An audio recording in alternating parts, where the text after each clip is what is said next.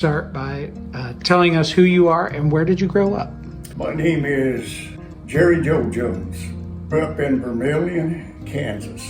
Many years, even while I was in college, I felt sorry for people who didn't grow up there because it was such a good place. What made it so good? Well, there's things happened there that were stories in themselves. One year we had this circus come to town. It had a girl that did a kind of trapeze act. It had 3 rings. It had some animals that were in cages around it, and clowns.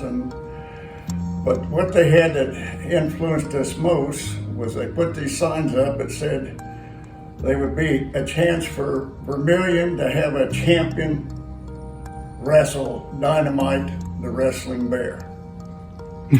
And we're just young kids, well, not too young, we was in high school, and we talked about, now who could we get to wrestle that bear? And we talked about guys. We talked about a guy we knew was really tough named Bob Cook, but he only had one eye and he had 2 kids, and we didn't think his family would really allow him to do it. And then we talked about Barney Knipp, who we thought was a really tough guy because he always got in fights when he'd get drinking. And we had a guy named Clancy Bullschlager that was a big fellow on a farm. We didn't know he could fight, but he was big. The announcer comes out, the ringmaster, dressed in red, in the boots and the white pants and top hat, and announces, "We will now have the Vermillion champion fight the Dynamite the Wrestling Bear." And Dynamite is over in this cage, just laying there. Doesn't look like much. He says, "But everyone that wants to stay will have to pay another $1." So they went around, and of course everybody stayed. So we're going, who is the Vermillion champion? Who is the Vermillion champion? And the announcer starts saying, and there's a $50 bill given to anyone who can wrestle the bear for 5 minutes. Nobody says, he says, "Is there not a champion here in Vermillion? Is there no one willing to wrestle?" He's going around, and we're hollering at these different guys, and they just laugh at him. He comes over, and I'm one of the guys talking big. He comes over and he says, "How about you, loudmouth?" I go, "Damn, I'm just a kid, not me."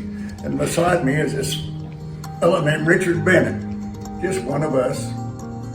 He says, "I think I'll give it a try." We're going, oh my God, he's one of us.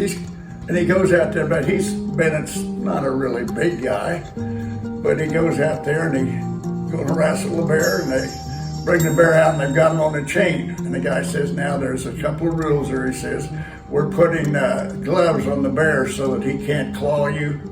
And we aren't allowing any, this is wrestling match, you can't hit it." He says, "You need to stay in the ring here, wrestling the bear." So Bennett starts going out after the bear. And the guy behind him has got the chain. He keeps circling, and we're all hollering, "Let go of the chain, let him wrestle the bear." And the guy keeps the bear facing him. And Bennett jumps in and grabs the bear in a headlock. And the bear kicks him.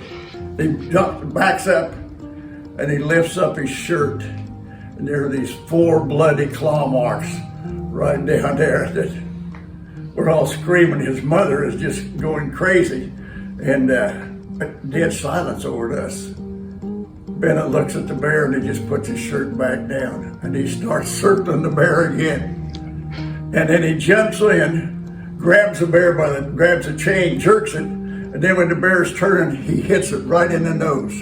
The bear just rolls over on its back, whining, and the guy's hollering, "Foul, foul, foul," and Bennett takes off running and dives under the side of the tent and is gone. Things like that happen. And Bennett, when we played football for the next 2 years, everybody would want to know which one of those Vermillion guys is the one that wrestled the bear.